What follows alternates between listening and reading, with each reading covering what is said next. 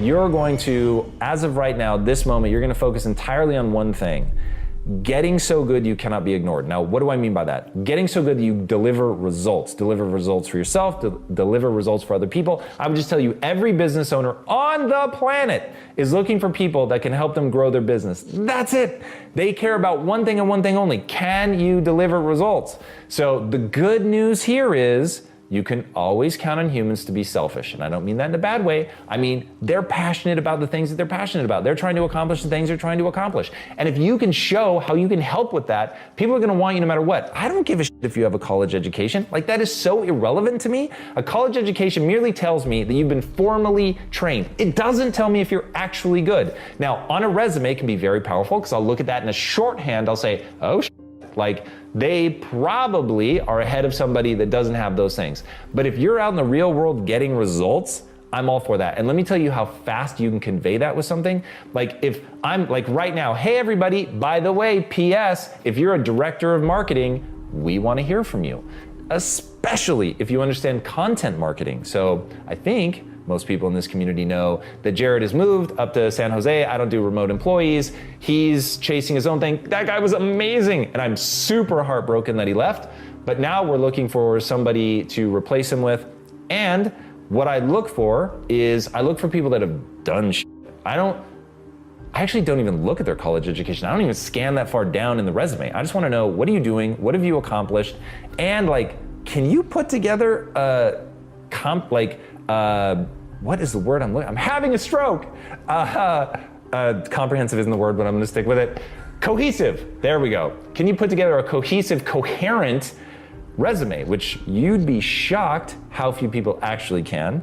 So put that together, maybe a super brief cover letter, maybe you hit the person up on social, whatever. Anyway, it is really easy. If you're actually good, it's really easy to convince other people that you're actually good. So focus all your time and energy on actually getting good. What fascinates me about human beings, and it fascinates me about myself, is that we have such a high tolerance for suckiness.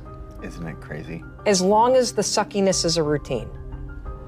But the second you get thrown out of your routine, or the second that, whether it's because you lose a job, or somebody moves, or somebody dies, or somebody breaks up with you, or you break, like, all of a sudden, that awakens the courage in you to make a change. Because you know, either you have no choice, or now you got a problem to solve. Yeah. But fighting that inertia of life is the most difficult thing in the world. I ended up getting a job with a law firm because it was the path of least resistance. In Boston. In Boston, Okay. I hated it because I went from being in the courtroom to writing briefs all day. Got it. And luckily, I got pregnant with our first daughter, who just is starting college, which makes me feel so ancient. I just want to like punch myself in the face. I have a 18-year-old freshman in college. Congratulations.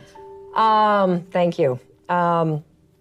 But I got pregnant with her, and when she was born, I had horrific postpartum depression. Wow. I mean, the really scary kind, where you can't be alone with the baby.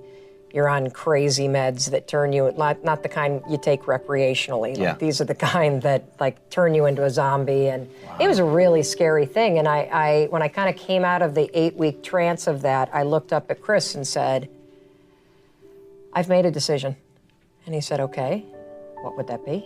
And I said, I don't ever want to answer the question, what do you do for a living? With the response, I'm a lawyer. And he said, okay. You realize we've just bought this house and we have a kid and we have bills to pay. And he said, so here's the deal. You've got exactly 4 weeks before your maternity leave is over. You need to make $60,000. I don't care what you do for a living. That's your problem. Go solve it. And the night before I was supposed to, so I networked like a crazy person. Because again, if you're a human being with a problem, you'll solve it. Yeah. And so if it matters enough to you. And so I got a job, and this was the first .com boom in Boston. I got a job the night before I was supposed to go back. 2010, I kind of called myself, I'm a meathead. I just lift weights and put them down, right? I had kind of painted myself into that corner. Why not go run a marathon? So I trained for 6 weeks and went and ran a marathon. It was the most painful thing I ever did, but I realized that was more the suffering and the pain. And the more pain I had, the more it put me into the zone of wanting to dominate. So it is a superpower. So I almost now go back and put myself into these challenges. Rock climbing, I was afraid of heights, took on a 6-week challenge, started climbing rocks. Wanted to fight a professional MMA fighter, so I hired him, trained for 6 weeks, went in the ring and got my ass kicked and choked out. But each time I did that, it gave me the sense of, I can get over any obstacle. And if I can get over getting choked out and punched and the pain of 26.2 miles on a marathon, or overcoming my fear of heights, surely I can build a business. Surely I can take some criticism online, right? But not enough people are willing to build that mental, emotional toughness. And the moment they do, they'll persevere. It is not easy to identify the enemy in combat, in war. So what you have to do is you have to control what you can control. Right? You got to be prepared. You've got to train. You've got to study. You've got to rehearse. You've got to remain vigilant. You've got to maintain discipline in everything you do so that when the enemy does reveal itself, you have the ability to outthink it, to outmaneuver, to outfight the enemy. And it's actually the same thing in business. Right? The enemy can be hard to identify.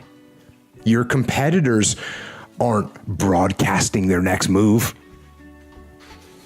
You don't know what the market's going to do. You can't be certain about the next trend or the next downturn or the next bubble that's going to burst. You can't know those things. So you have to do the same thing. You have to control what you can control, which is you. You got to gather intelligence. You got to analyze the metrics that you can track. You got to train yourself and your team to be prepared for both the known and also be prepared for the unknown. Figure out what the likely contingencies are and have some plans to execute if those contingencies occur. Maintain discipline as an organization so that you have the flexibility and the responsiveness to maneuver effectively and efficiently when the unpredictable actually happens. So instead of suffering and falling apart in the chaos, you can take advantage of it and win. And that's business, and life is the same. The enemy is not always clear in life. It can be hard to tell who's going to try and bring you down or what is going to bring you down. There's distractions. There are things out there that will do you harm that are so camouflaged you can't see them at all. There are deceitful people. There are accidents that can occur and diseases that take root, and there's bad luck, and there's Murphy's Law, and there's times when it seems that the whole world is against you. The whole world is the enemy. And the same rules apply. Control what you can control. You train hard, learn, maintain the unmitigated daily discipline in all things. If you're listening and you're over 42, let's just use my age, there's something interesting. You said something that I help a lot of people that are younger. It only has to do with one thing. They actually believe in the technology we live in, right? This room is filled with guys right now who've taken advantage of YouTube or Instagram or just the Facebooks of the world. And the only thing I need to do to break through somebody who's 47 in the suburbs of London who has a mortgage, debt, and 3 children is for them to understand that unlike when he or she and I grew up and there was no internet, the thought of like having a happy life was separate than taking care of what you were supposed to take care of. The fact that everybody can come home tonight at 6, 7, 8, 9 p.m. and then take out their phone or their iPad or whatever and get to work for 3 more hours and go to sleep at midnight, get their good 6 or 7 hours of sleep. I'm not talking about don't sleep. A lot of people get me confused. My big thing is, if you're not happy, if you're happy and you make 37,000 pounds a year, mazel tov, do you. But if you are not happy, if you hate your job, right? You can do something about it instead of blaming Brexit or blaming Trump or blaming your mom. Like, do something about it. And my point is, it's the internet. Just having a debate with a friend of mine, and we got stuck on the difference between fault and responsibility. She kept talking about how something was somebody's fault, it's somebody's fault. And I was like, it don't matter whose fault it is that something is broken if it's your responsibility to fix it. For example, it's not somebody's fault if their father was an abusive alcoholic, but it's for damn sure their responsibility to figure out how they're going to deal with those traumas and try to make a life out of it. It's not your fault if your partner cheated and ruined your marriage, but it is for damn sure your responsibility to figure out how to take that pain and how to overcome that and build a happy life for yourself. Fault and responsibility do not go together. It sucks, but they don't. When something is somebody's fault, we want them to suffer. We want them punished. We want them to pay. And we want it to be their responsibility to fix it. But that's not how it works, especially when it's your heart. Your heart, your life, your happiness is your responsibility and your responsibility alone. As long as we're pointing the finger and stuck in whose fault something is, we're jammed and trapped into victim mode. When you're in victim mode, you are stuck in suffering. The road to power is in taking responsibility.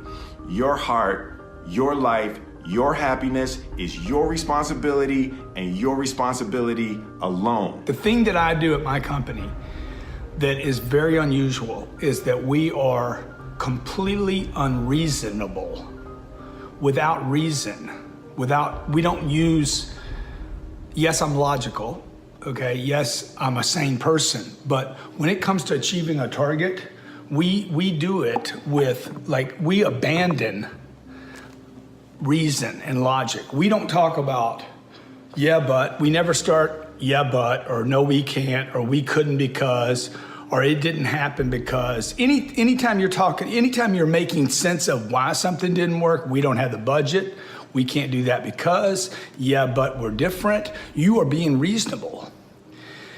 The great things that have happened on this planet and continue to happen are because people are unreasonable. They literally abandon reason and logic. They defy the universe. Now, if you look around, if you're a logical person, if you're a person that has to make sense of it beforehand, then spend some time looking around the universe, look at nature, look at all the things that are done every day that literally defy gravity, defy possibility, defy physics. It's all over the place if you need to be reasonable.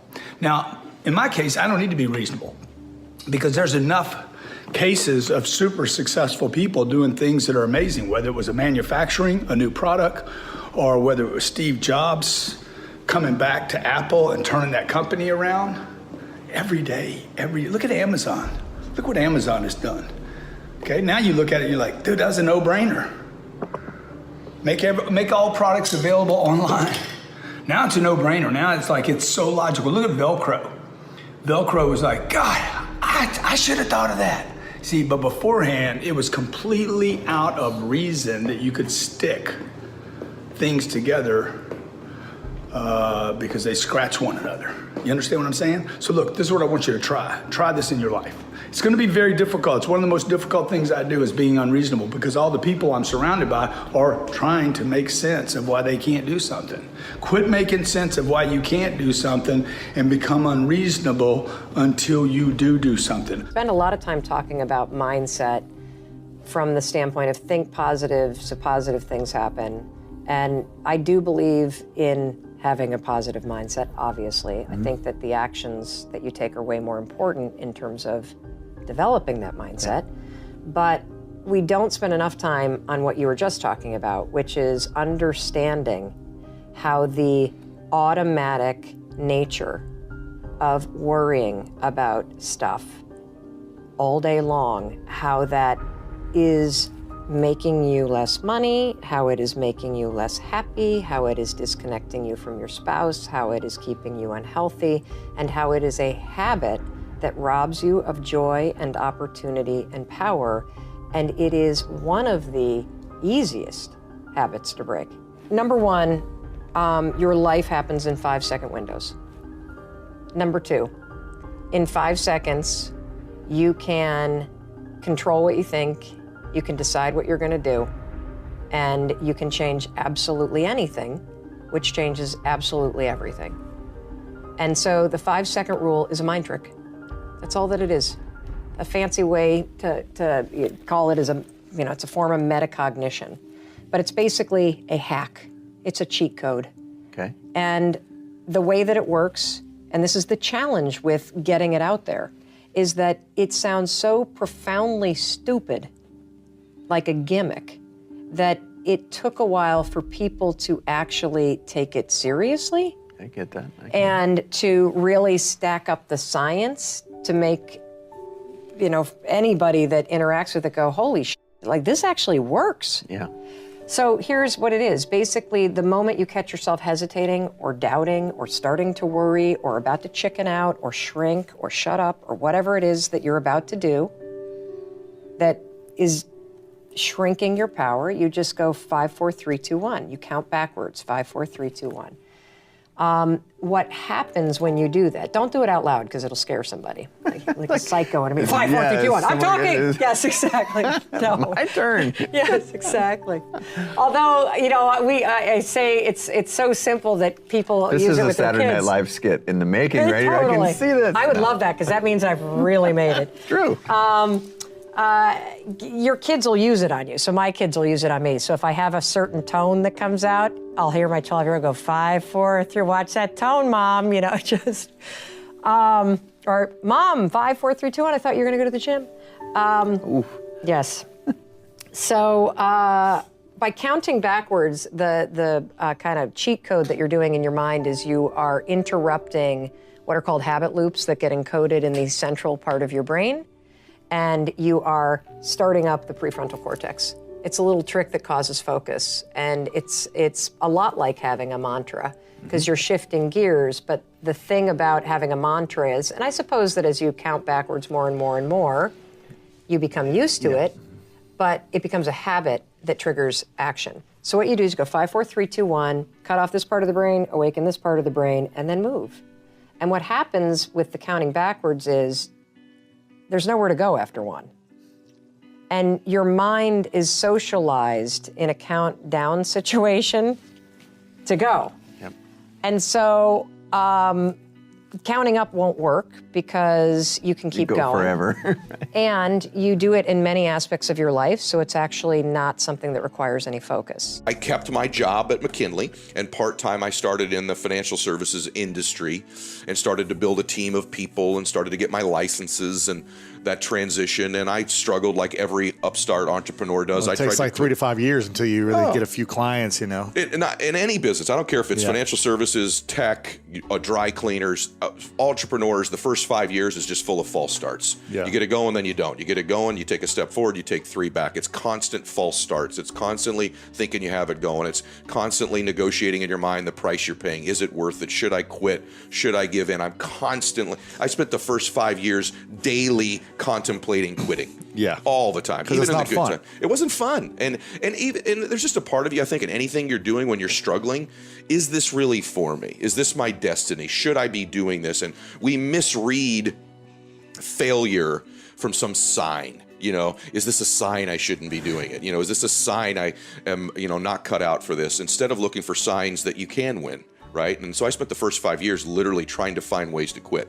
Trying to find ways to get out, struggling. And I went broke. I lost a car. I had the water turned off in my place. I bought my first house. I ended up having it foreclosed on eventually. So I'm not that house with the unicorns that you saw, right? Or my beach place. Like that's all the after. People don't realize that there were just years and years of grinding and struggling and worrying in the beginning. And then I made some mental changes and some shifts that altered my life then again. Try to imagine the way other people see you and what other people are thinking of you.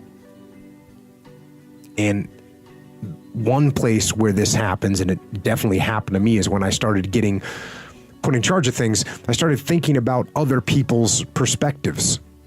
What are they seeing? If you're in charge, then what do your subordinates see you do? What do your subordinates hear you say? What kind of representation are they receiving? And if you work for someone else, it's the same questions.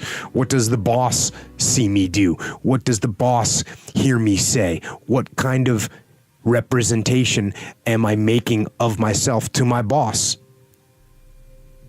And then you start thinking about, what do your friends and family think? What do they see?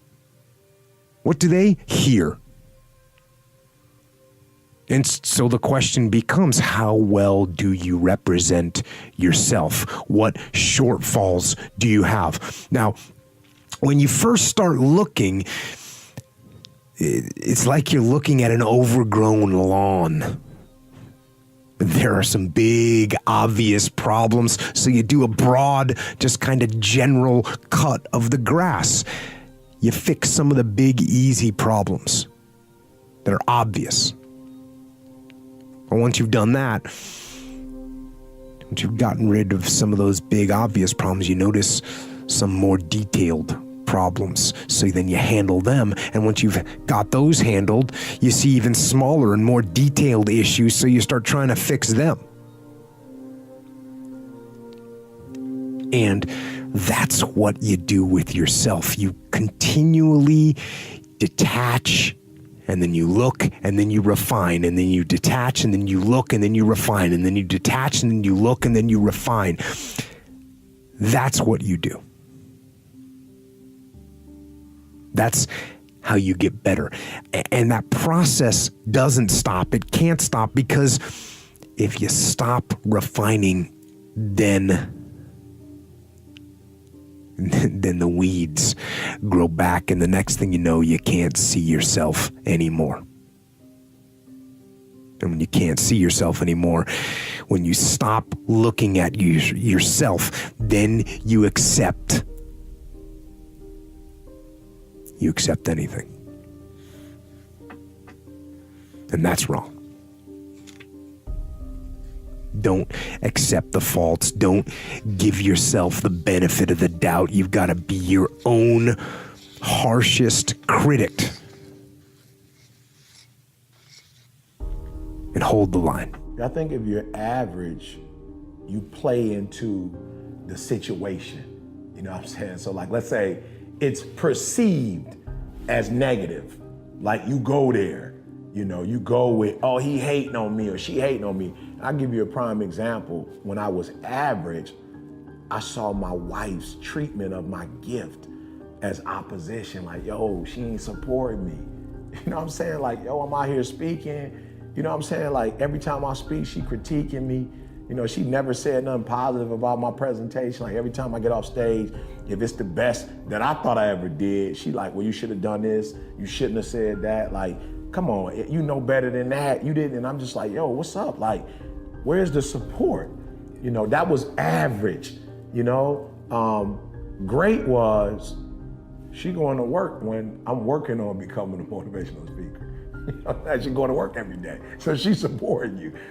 You got health insurance because she has health insurance. She got a 401k. She's built up a bank account. She got a phenomenal credit score and got us a house with her credit score.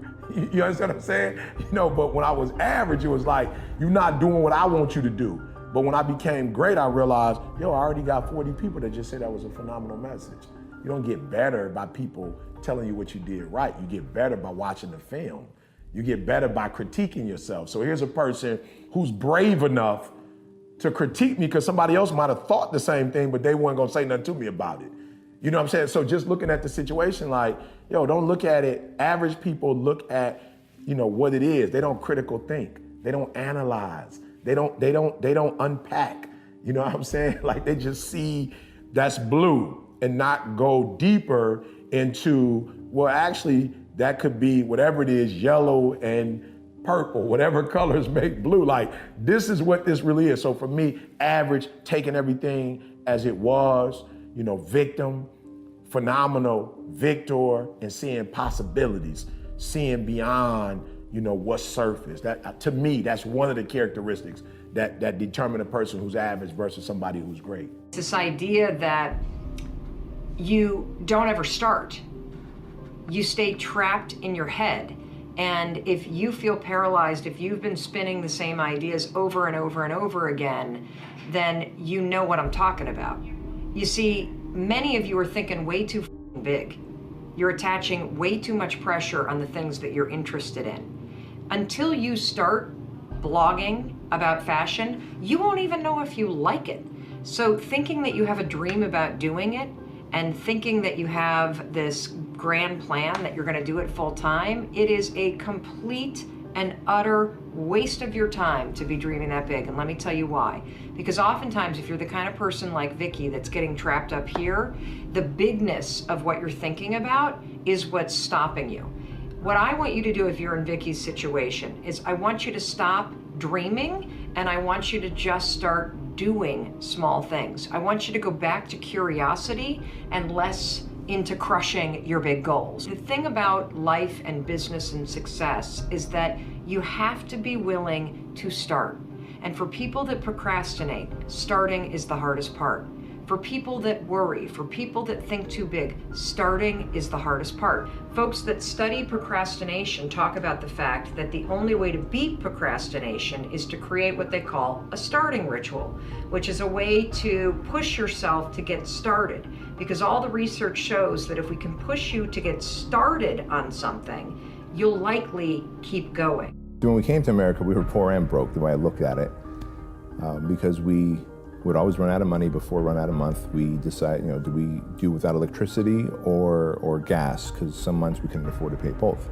And being broke is being without money. Being poor is being kind of scarcity-minded, poor-minded.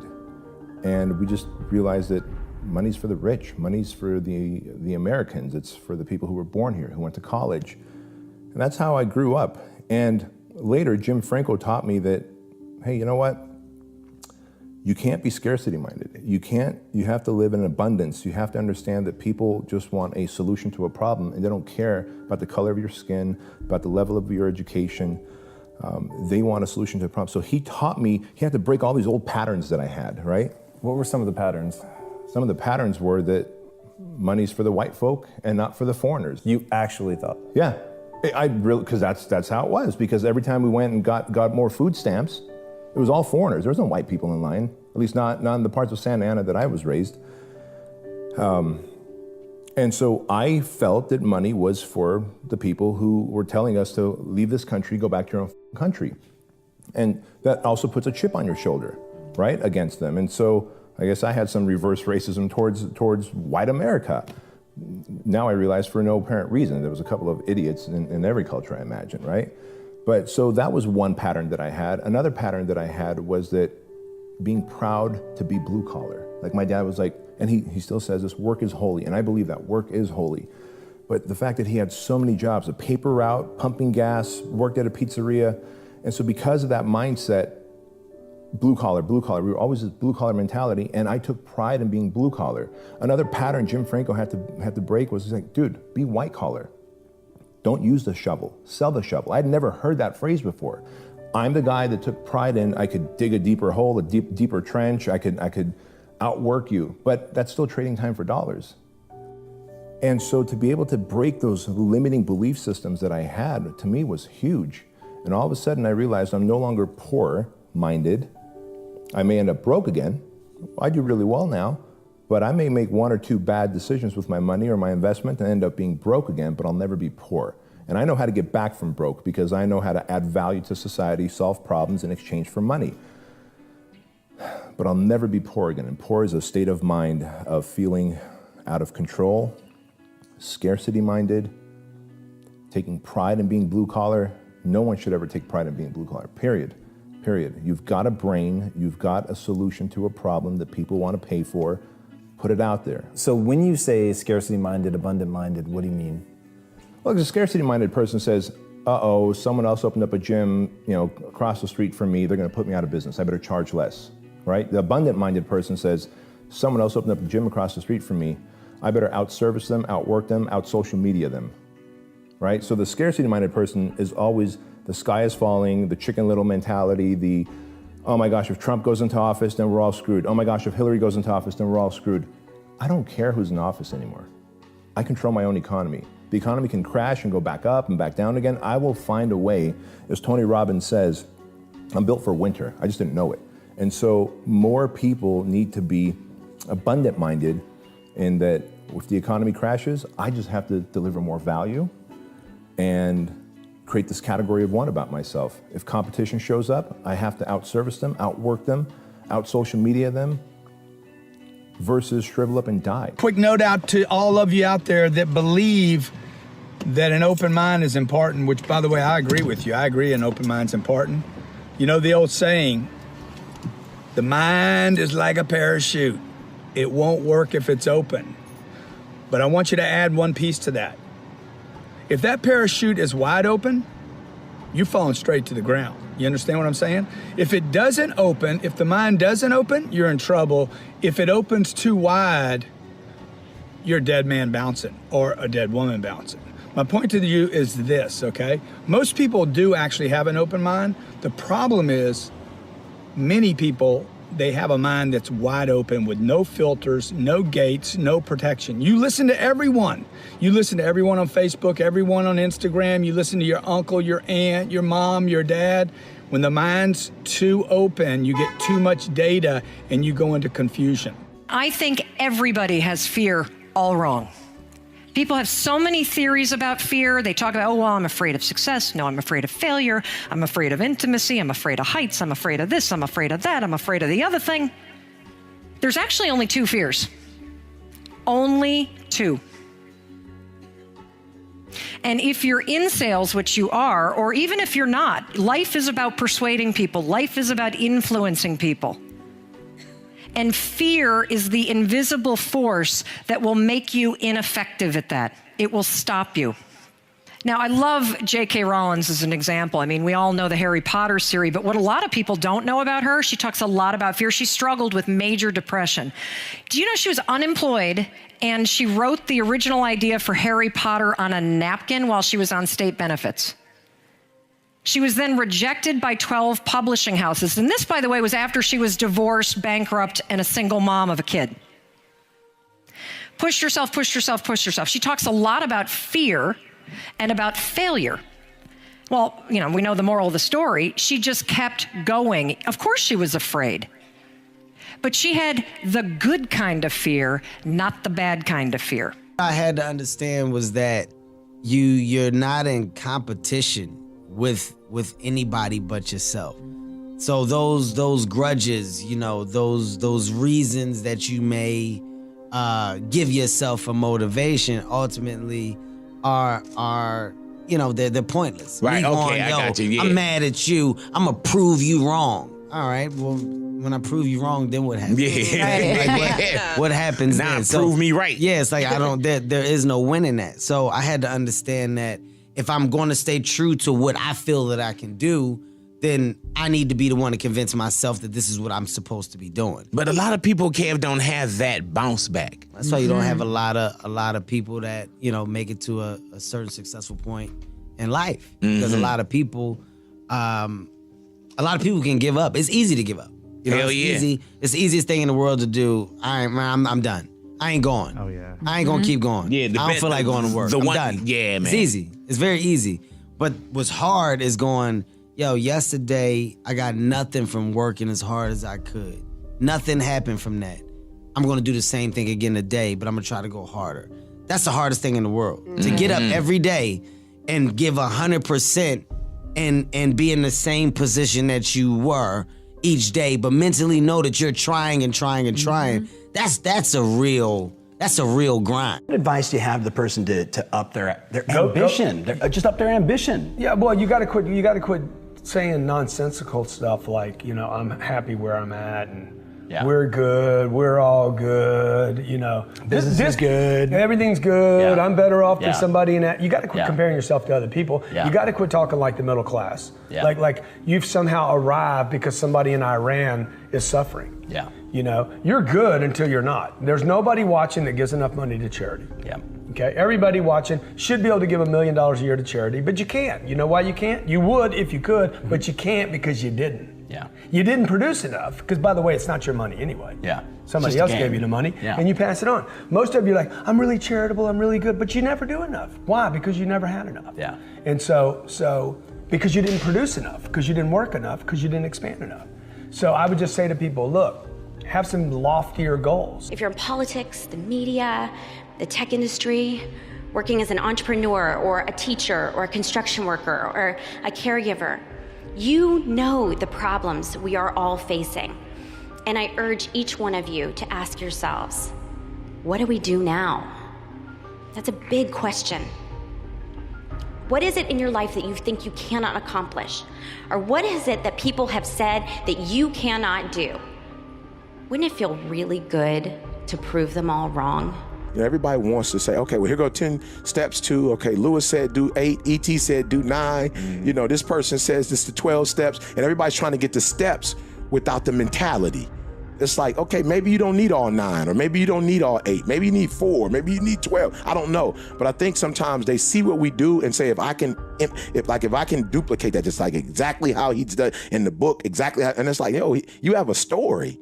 You know, you have a unique experience. And so your 12 are shaped by not just your world, but how your world has shaped your thinking. And I think that's the part they're missing. It's like, guys, you know, if it was easy, everybody could do it. If it was a cookie cutter, everybody would just follow it to the T. But there's a mindset. And when I looked at Serena, you know, when I look at the Michael Jordans of the world, Tom Brady, you know, when you look at Michael Phelps, like it is a mentality. You know, on our new album, The Resolution, I talk about, I got that dog. And I'm not really referring to just this, you know, aggressiveness, but it is a mindset. I saw Belichick said something where, you know, they were like, how you feeling about the Super Bowl? He's like, I'm gonna be honest with you, we're 5 weeks behind. You know what I'm saying? He's like, yo, everybody else For next year. Everybody else is practicing, training, they lost, you know, they and so they're trying to get ready. They're lifting weights, they're reading books, they're, you know, everybody that lost is studying. He's like, yo, what type of mind says we're 5 weeks behind in terms of the Super Bowl. Right, the day after the Super Bowl. So, but again, it's a mentality, and I think a lot of people are missing that mentality. Don't cry to give up, cry to keep going. Don't cry to quit. You already in pain, you already hurt, get a reward from it. Don't go to sleep until you succeed. Listen to me, I'm here to tell you today that you can come here, you can jump up, you can do flips, you can be excited when we give away money, but listen to me, you'll never be successful until I don't have to give you a dime to do what you do. You won't be successful until you say, I don't need that money. Because I got it in here. Keep strict accounts. It's just a good habit to have. It's like picking up the trash. Not throwing the toothpick cellophane on the floor. It's just, it becomes the person you are. Keep good accounts. Here's the next one. Pay your taxes. I finally became a happy taxpayer. Here's what paying taxes does. Feeds the goose that lays the golden eggs called American opportunity. You say, well, the goose eats too much. Probably true. But make the note, better a fat goose than no goose. Here's the next key. Everybody should pay. My personal philosophy is everybody should pay federal taxes as well as state or whatever else. It's not wise for the government to let 1/3 of American citizens off the federal tax rolls. Why? Because that robs them. Appreciate that. Looks like I could run for office here. Here's what it does. If you let them off the federal tax rolls, it robs them of the dignity. They have to pay state taxes. They have to pay sales tax. I've been trying to write this book for so long called, Of Course Kids Should Pay Taxes. When a kid in California walks into 7-Eleven and buys something that costs $1, the proprietor asks the kid for 8 more pennies. Kid says, what's these 8 pennies? Says, that's the taxes.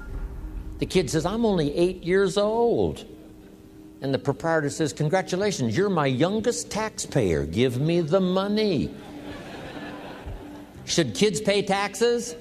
Yes. If you want to ride your bicycle on the sidewalk instead of in the mud, you got to cough up the 8 pennies. What if you're poor? Do you pay the 8 pennies? Yes. What if you're rich? Yes, meaning everybody should pay. The same should apply to federal. I don't care if it's $10 a year. I don't care if it's only $100 a year. As poor as you might be, you've got to say, no matter how poor I am at the moment, I will make my contribution.